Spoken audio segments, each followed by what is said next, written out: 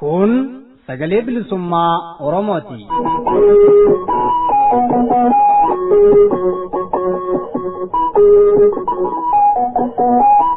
Sagaleen bilisummaa Oromoo guyyoota keessatti jimaataa fi sanbata ganama sa'aatii 6:00 hanga sa'aatii 7:00 galgala ammoo sa'aatii 6 hanga sa'aatii 6:00 akkasumas guyyaa roobii ganama sa'aatii 7:00 hanga sa'aatii 8:00 galgala ammoo sa'aatii 7 hanga sa'aatii 7:00 dambalii gabaabaa kiilooheerzii 1775 yookaan dambalii giddugaleessaa kiilooheerzii 837 akkasumas dambalii gabaabaa meetir baandii 19 kiilooheerzii 15420 irratti jimaataa fi dilbata galgala sa'aatii 8 hanga sa'aatii 8:00 afaan Oromootiin roobii ammoo galgala sa'aatii 8 hanga sa'aatii 9:00 afaan Oromoo fi afaan Amaaraan wal duraa duubaan qophiilee dabarsuu amma jalqaba.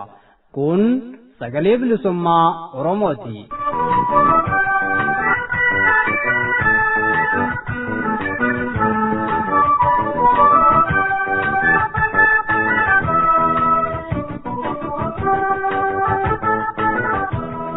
Harka fuune ashamaa akkam jirtu dhaggeeffattoota keenya kabajamoo fi jaalatamoo sagalee bilisummaa Oromoo sagantaa afaan Oromoorraa nagaan keenya kabajaa fi ulfinaa bakkuma jirtan maratti na dhaqqabu. Sagalee bilisummaa Oromoorraa sagantaa har'aaf qindeeffannan isin beeksisa ani Firaa'ol Jaalataati. Jalqaba irratti oduu isiniif dhiyeessina. Labsiin yeroo muddamaa gartuu wayyaanee TPLF'n dheereffamuun dhiphuu wayyaaneen keessa jirtu agarsiisa malee jijjiiramni fidu hin jiru mata duree jedhu jalatti qophiin qindaa'ee oduutti aansuudhaan isiniif dhiyaata. Xumura sagantaa keenyaa irratti ammoo gaaffii fi deebii qeerroo dargaggoota Oromoo Fayyisaa Asaffaa fi Anwaar Sa'id waliin taasisne gama keessaniin geenya. Hundumaa faana buudhaan akka hordoftan kabajaanan isin affeera dhaggeeffattoota keenya kabajamoo amma gara jaala oduu dubbisuuttiin isin dabarsa.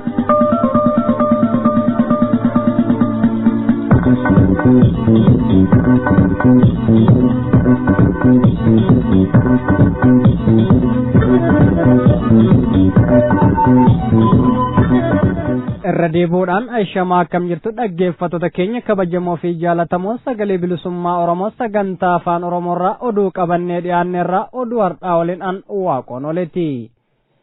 Fincilli xumura gabrummaa Oromiyaa iddoo garagaraatti tibbana itti fufu maddeen oduu sagalee bilisummaa Oromoo gabaasan. Warraaqsi biyyoolessaa fincila xumura gabrummaa bitootessa 30 bara 2017 magaalaa Amboo keessatti qeerroo barattoota Oromootiin dhoo'ee manneen barnoota hedduu keessatti babal'achuun mootummaa gabroonfattu dhiphuu hamaa keessa seensisu maddeen keenya gabaasaniiru. Goototni qeerroon barattoonni Oromoo manneen barnootaa qophaa'inaa Amboo fi Future Generation Amboo fincila jabaa geggeessaniiru. Dhaadannoolee gaaffii mirgaa abbaa biyyummaa Oromoo haa kabajamu. Ergamtuu wayyaanee OPDO'n nu hin bulchitu lolli liyyuu hayilee fi waraana agaaziitiin uummata Oromoo irratti deemaa jiru dhaabbachuu qabaa fi kan kana fakkaatan jechuun mootummicha akka dhiphoo keesseensisantu addeeffame. Oduudhuma wal qabatee nu dhaqqabeen bitootessa 29 bara 2017 magaalaa Najjoo ona 4 keessatti kan argamu barattoonni mana barumsa qophaa'inaa fincila kaasuun dhaadannoolee dhageessisaniiru. Sodaa fi shakkii uummata Oromoo irraa qabuun mootummaan gabroomsaa waraana isaa heddumina qabu naannoo kanatti bobbaasuun uummata goolaa jira. Barattoota hedduus qabanii ukkaamsuun achi buutee isaanii akka dhabamsiisan qeerroon dabaluun addeesseera. Naannawa Finfinnee kutaa magaalaa Boolee fi Gullalleetti qabeenya diinaa irratti tarkaanfiin fudhatamuun dhagahame.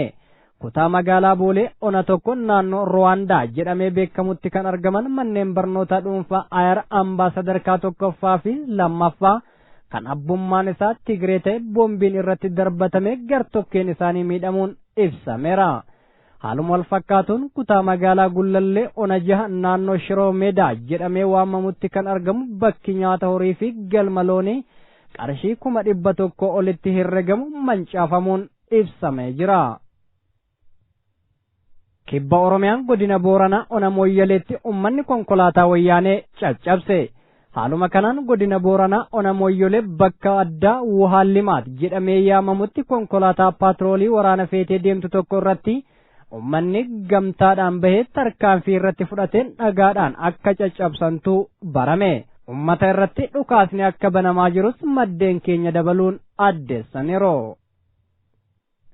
Naannoo Affaaritti kan argamu baankii wayyaanee Ambassaa Intarnaashinaal Baank jedhamu irratti tarkaanfiin fudhatame.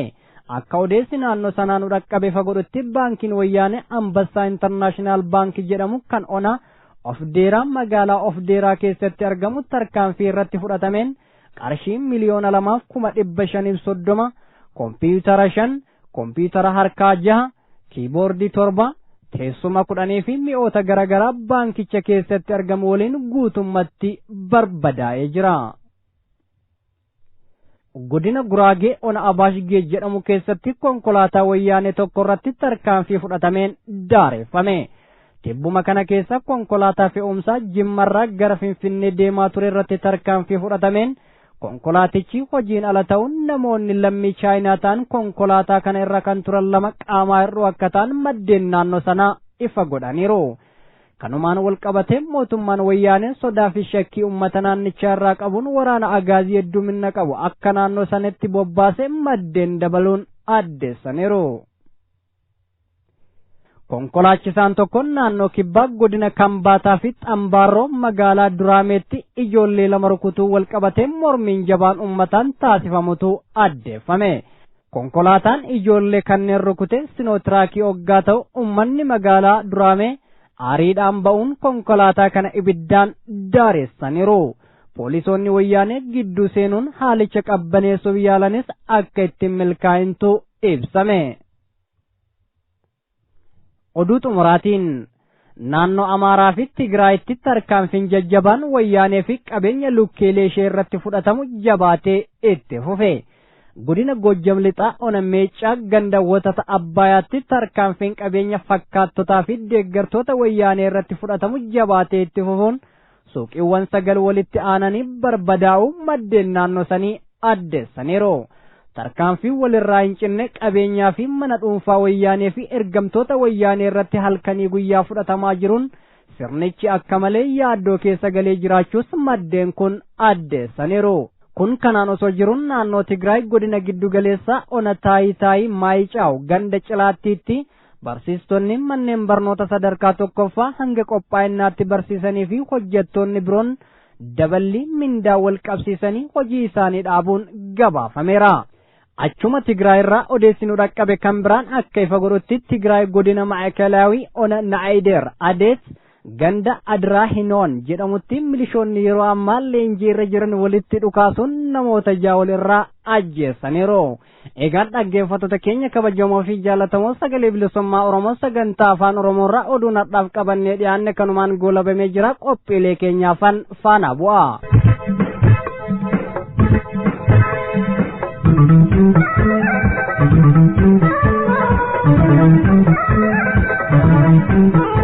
Sagalee bilisummaa Oromoo sagantaa afaan Oromoorraa dhaggeeffattoota keenya kabajamoo fi jaallatamoo qophiin keenya oduu isiniif dhiyeessuudhaan eegale ammallee itti fufee jira. Murni abbaa irree fi faashistii wayyaaneen wayita qabsoon ummatootaa akkaan hodhee sirnicha hundeerraa raasuu eegalutti labsii yeroo muddamaa jechuudhaan baatilee 6 labsuun isaa ni yaadatama.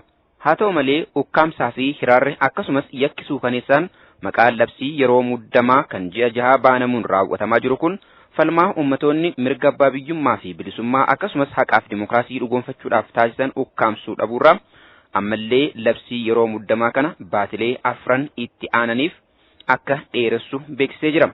Qophiin itti aansuudhaan dhiyeessinus kanuma irratti fuuleeffachuudhaan labsiin yeroo muddamaa dheereffamuun dhiphoo sirnichi keessa jiru agarsiisa malee jijjiiramni fidu hin jiru mata duree jedhu jalatti kan qophaa'edha. Jaalbaareentuu Gadaa akka itti aanutti isiniif dhiyeessa.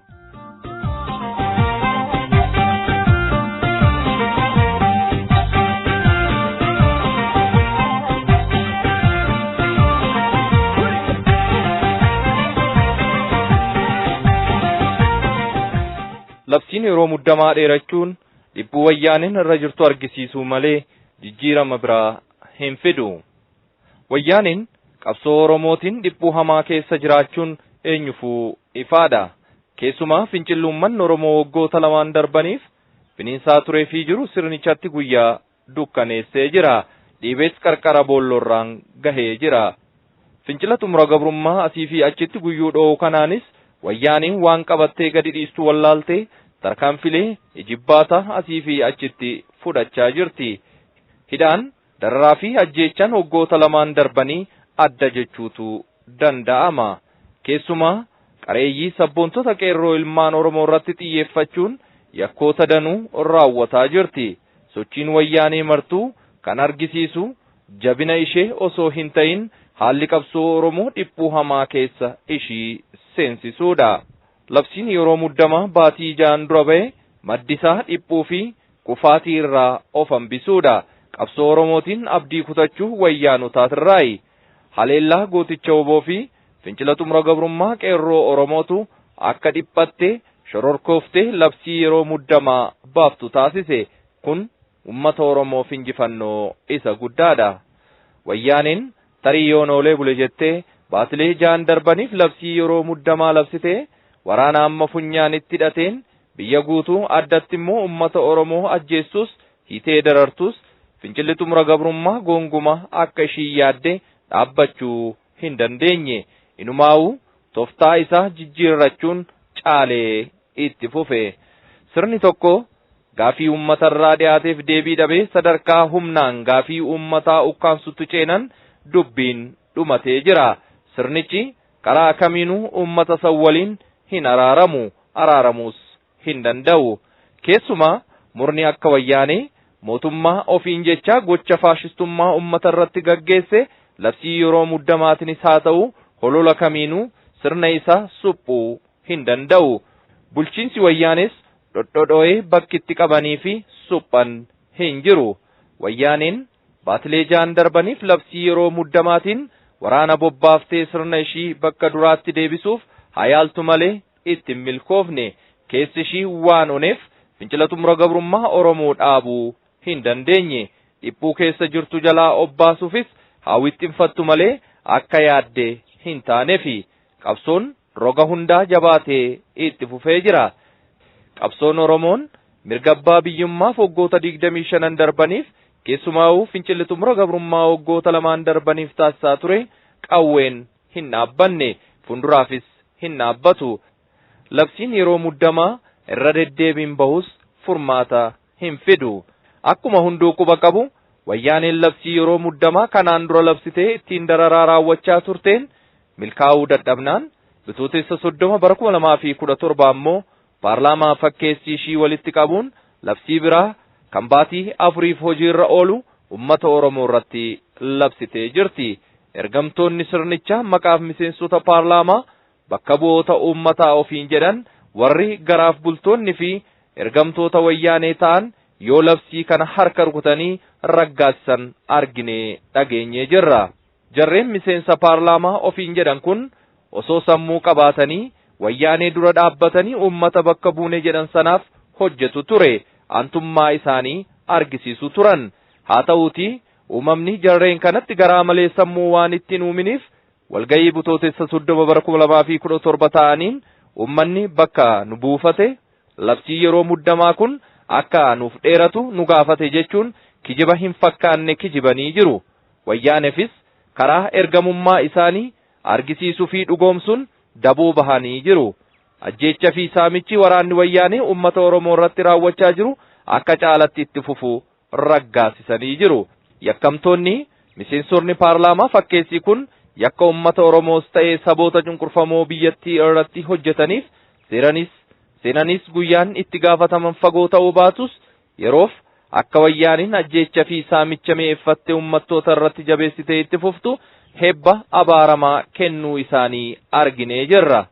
Haa ta'uutii gama kamiinuu gochi isaanii kun qabsoo Oromoos ta'ee kan saboota biroo tasuma dhaabuu hin danda'u. Kan qabsoo Oromoo dhaabu bilisummaa qofaa akka ta'e diinafis firaafis haalli Oromoon itti jiru ragaa baha. Namni sababa labsii kanaa hin beekne hin jiru. Sababni labsiin kun baatii 4 dheereffameef wayyaaniin qabsoo Oromootiin dhiphachuudha. Jijjiiramni labsiin kun qabsoo saboota irratti keessumaa fincila xumura gabrummaa uummanni Oromoo gaggeessaa jiru irratti fidu jiraachuu baatus wayyaaniin tarii oolee bulinnaaf irra deddeebitee labsitee jirti. Dhugaan jiru garuu Oromoon waggoota 25 darbaniif labsiidhuma yeroo muddamaa jala osoo jiru qabsoo isaa finiinsaa ture, finiinsaas jira. Kun karaa kamiinuu jabaatee itti fufa malee yoomiyyuu hin dhaabbatu. Oromoon ajjeechaa, hidhaa fi dararaa wayyaanee sodaatee qabsoo isaarraa dhaabbatu hin jiru, jiraachuus hin qabu. Qabsoon Oromoo qabsoo haqaati. Qabsoo haqaa keessatti ammoo injifataan abbaa irree har'a guddaa fakkaatee mul'atu osoo hin taane isa akka Oromoo kan haqa isaaf qabsaa'udha. Kanarraa ka'uun wayyaaneen labsii akkamiituu baaftu amma Oromoon bilisa ba'utti qabsoon eegalame ni dhaabbata jedhanii eeguun of gowwoomsudha. Abbaan irree akka wayyaanee ummata ukkaamsee gabrummaa jalatti qabee jiru irratti yeroof waan barbaade gochuu fi yaaduu yookaan labsuu danda'a. Haa ta'uutii wayyaaneen maaliyyuu dubbattu, raawwattu, labsii akkamiituu baaftu qabsoon itti fufee jira. Doorsisa maqaa labsii yeroo muddamaatiin deemaa jiruuf kan jilbiiffatu hin jiru. Labsiin kunis akkuma labsii kanaan dura karaa kamiinuu qabsoo Oromoo dhaabuu hin danda'u.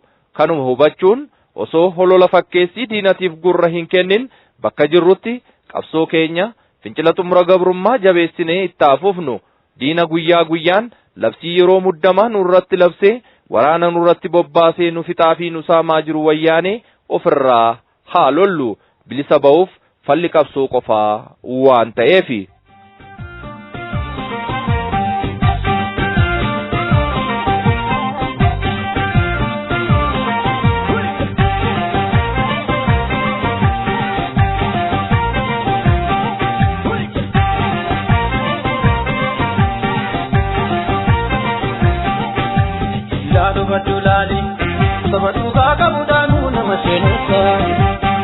Saratilani samni uga kabu kuno na pasokosa biya ukura majiru pintenu biga malesinu tunji panonu sobaka sibarera atunanu umani sinamane barduranu biya ukura majiru pintenu biga malesinu tunji panonu sobaka sibarera atunanu umani sinamane barduranu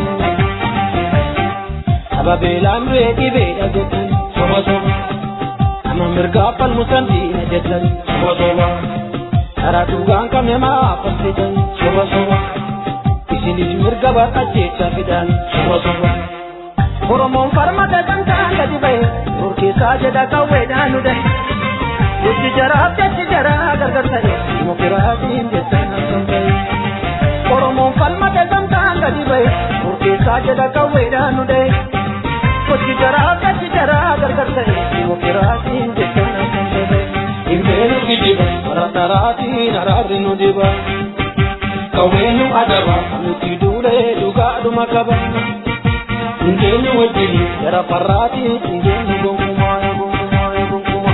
Imbenu kidiba ratarati nararinu diba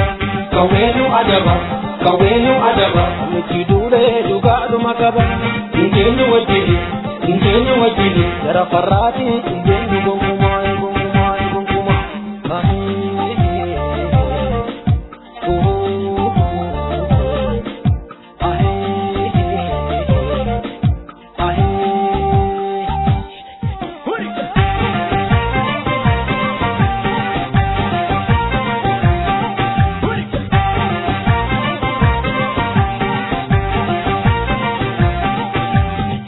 Batulali, sabatuga kabudanu namakereka, gasaratilali, samni tuga kabukuno labakoka. Biya ukura majiru tenu, ikamala sinu chinji banonu. Sobaka sibanera atenyanu, imani sinamane barduranu. Biya ukura majiru tenu, ikamala sinu chinji banonu. Sobaka sibanera atenyanu. Umane sinamane barduranu Rasa sampi taraga fijije Soba soba Arom sajedani kapso sabada Soba soba Awarana lafta naga jatije Soba soba Oromo falma da tantanga di bay Orke sajada kaweda nude Uti jara gargar tay Mokiratin jetana santai Oromo falma da tantanga dahe Koti jara gargarte Demokratiin tekana sampe Udo warra kuma Jikabsoomne bukumbaranuma Rasaasan nutume Erro kareeni karaarratti dhume Dinkitti jalqabe Bonadeele kinkitti gakkabe Artiin falakide Yeroo wal waame ba'ee galadide Artiin falakide Yeroo wal waame ba'ee galadide Udo warra kuma Jikabsoomne bukumbaranuma Rasaasan nutume Erro kareeni karaarratti dhume Dinkitti jalqabe Bonadeele kinkitti gakkabe Artiin balabide Yeroo wal waame ba'ee galadide Artiin balabide Yeroo wal waame ba'ee galadide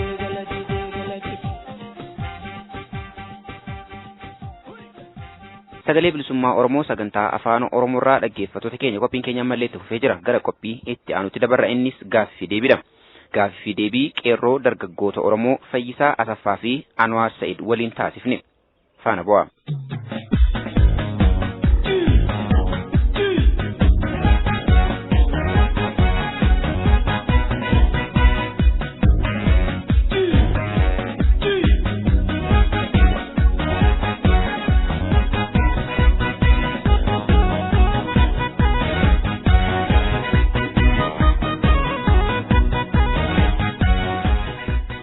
Ayyee baga nagaan uftanan isiniin jedha. Egaa daawwattoota keenyaaf daawwattoota gaaddisa dhugaa akkasumas immoo caqastoota sagalee bilisummaa Oromootiif maqaa keessanii fi iddoo irraa dhuftan isinumarraa hin eegala. Maqaan koo Fayyisaa Asaffaan jedhama. Kan inni dhufe godina Shawaa Lixaati. Aanaa Tokkee Kuttaa irraa naannoo magaalaa Gudar irraa achumattan dhaladhee guddadheesi. Sadarkaa barnoota koo kutaa tokko hanga sadarkaa olaanaatti lachumattan baradhee garuu xumurree sababa jarreen kanaatiin ammallee karaarraan ga'eetanii dhiisee dhufee barnoota koo isaan baqaatti takka jalqabu takka irraan hayyitii takka jalqabu adamsitee irraan otunnaariitu booddee yuunivarsiitii Riifti Vaalii gaafadhee achi eegalee bilisaan na eeyyamanii dura siviil injiinaringii University Amboo branchii isaa Awwaarotti barnoota siviil injiinaringii qarshii kootiin eegale achirraa xiqqoon baratiin semesteera jalqabaayyuu xumuriin torban sadii wayii baradheetaniin irraa na balleessite achi dhiisee immoo deebi'ee waggaa sattaanutti babbaqadhee turan Jimmaas achi naannoo sanaa badeetu deebi'ee waggaa attaanutti Riifti Vaalii Yuunivarsiitii Riifti Vaalii Amboo gaafadhee bilisaan achitti HO akkan baradhunaa godhanii achi otuman barachaa jiru isas immoo semesteera irratti teestii qoramuunumaa eegalu jeequmsi kun immoo eegalee achirraa ariitee ammas immoo na raafte cuuphaa ayyaana darbee waggaa baranaa darbee irratti akka hin taane godhanii na hidhanii caccabsanii shimala fa'aa asirratti na caccabsanii na fixanii raayyaan ittisa biyyaa gaazii jedhamu bulchiinsa keessa na galchanii alaabaa adda bilisummaa Oromoo kan qabu callee wayii qabatanii jiranii morma koorratti ijoolleedhaaf isa Itoophiyaa jettu baandiraan ishiintinii hojjetamee jira isarraa bicaa achi keessa caccabsee baasetanii ijoolleedhaaf isaan tureyyuu isa fa'aan na qabatte xaaboonni dagaleen booddee na qabatanii akka du'aaf jiraan isaanillee na ajjeesuuf ka'an turanii poolisiin magaalaa dhufee narraa qabee achi na galchanii na gashanii miilli koolleen cabanii deebi kuchaan isaan na rukutanii bu'insaa fa'a ammallee narraa hin banne kanaa koorraa kuniin kun ammas hojii guddaa hojjetu na dhukkuba deebi'eetu anis jalaa gadi hin laafne xinnummaa kootiin of barraan waa'ee kana qabsoo uummata Oromoo kanaatti sammuu keessa dhiqee abbaa koos immoo isaan faana hojjetaayyuu aangoo guddaa qabaayyuu achi keessatti bulchiinsa magaalaa Gudariirra hojjeta Oppiijoon maaficha isaanumaaf hojjeta garuu abbaan koo uummata Oromoo nama dagatu miti baay'ee dhimamaa qeetti yommuu galu kaasetti siyaasaa bahu kan durii kun jirti abbaan koo kan durii 93 akkas kan seenu baay'ee xiqqoon ture yoonni እና achi abbaa koos hojii kana dhiisuuf jedhanii qorichaan ajjeesanii guyyaa 2 ton ciisin abbaa koo ajjeesanii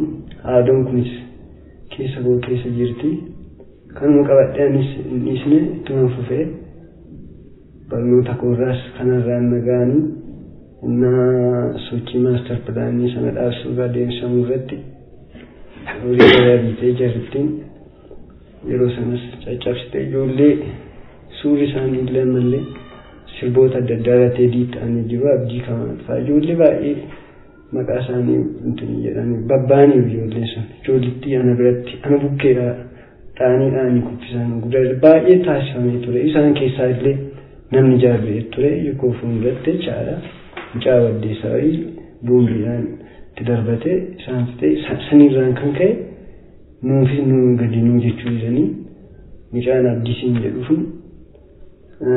baay'ee cimaadha nama maarshaalii aartii baay'ee baratedha leenjisaadha buleessa qofaan immoo hiriyaadha wajjin baratanii wajjin leenjisu isaan biraa fuudhanii reenfas hidhanii reenfa isaanii daandiirra ciibsanii koottaa fudhadha shireenfa fudhannee deemnee ishii gubbaatti naqabatanii sanqadeen geessanii miila keenya duwwaa xaxarii gubbaarra amboo nu geessanii amboo magaalaa keessa poolis dhaabaan jiru achirra xaxariirra nuufanii jilba keenya jaarsa jaartii waan tokko toonafne nama 30 akkas qabanii nu geessanii turanii ijoollee baay'ee ture achi keessaa akkasuma deebisanii sanqalleetti baay'ee waan isaan namni waan argine bakka adabbii san jirree nurratti teessan achitti qullaa keenya akkatti birooba keessanii teessanii seenaa bara baraa siif ta'a yaadatta hojii akkana lammaffaa akka deebiteen hojjennanii ijoollee baay'ee jira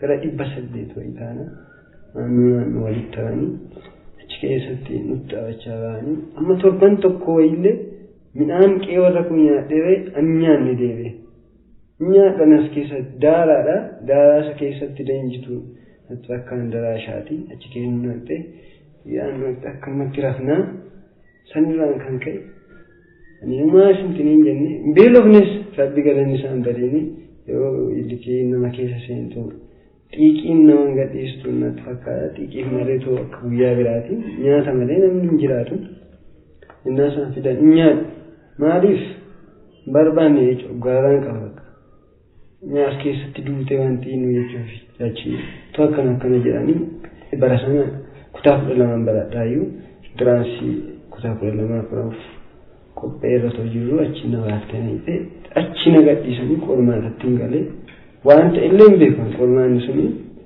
naaf guutuu didee rakkinan qabu jedheenise ani sadarkaa barnoota kunis badhaasa addaadhaan achi ga'e amma sadarkaa sanaatti uummanni naannoo gosa beekaa manni barnootaa gosa beekaa sadarkaa gabbu'aadhaan amma sadarkaa achi ga'utti deemeen ture dhumarratti ittiin biyyaa'uu kan godhan akkuma mana hidhaa sanaan na baasaniin booddee kanallee baay'ee na dhudhee ture kun shimalaan na caccabsanii jechaadha amma na yaalaa deemu nan yaalamu jedhanii poolisoonni magaalaa Gudariis agalatomanii amma dhiibni Oromoo keessa jiruufidha na dhuksanii na fuudhaniitu kun ta'uyyuu hin qabu asitti hidhamuu qabuyyuu kun nutu doongoree gadhiisedhanii bilbila kun harkaa fudhanii suura san meeshaa kaakayyuu qabadhee keessanaan alshabaab naan jette naa dhiichiste achi caljedheetuman taa'anii sarraan baajaaji fidanii dhoksanii achi na baasanii qeewarra kootti na gashanii biyya kanaa baasedhanii haadha kootiin haati koos hin teenye ishette lammaffaa deebi'ee akkana dhufummoo kan na godhe bananaa irratti chaa halluu ijoolleen qarshii qaban jiru ijoollee baay'een afaan hojjeta ijoollee ciccimoodha baay'ee amma isaan kan gartokkeen qabamanii yeroo irreecha deemu makiinaa tokkoon wal funaannee deemaa jiraayyuu makiinaa keenya paajaaroon ari'anii dhufanii qabaniitu ijoollee shikaan nu biraa funaanamu mucaa cimaa fa'aati falmataa jedhama maqaan isaa dabalee margaa kan jedhu bulaa lamaadha isaan lamaa hidhamanii jiru amma ani harkaan beeksi afuun gaaf sana harkaa ba'anii akkattiin harkaa beetti rabbi na baasee jechaadha halluu diimaaf magariisa nuu kennanii ijoolleen gartokkeen immoo nafaana kan hojjetan mana hidhaasaa xoollee akkas deemanaan jedhanii achi an badee nan badee harkaa bakka ijoollee teranii shimalaan dhadhaanii na biraa qabatanii an harkaan ba'e akkuma ta'etti rabbi na baasee gaa sana halluu sana fuuneetu taappeellaan warshaa rasaasaa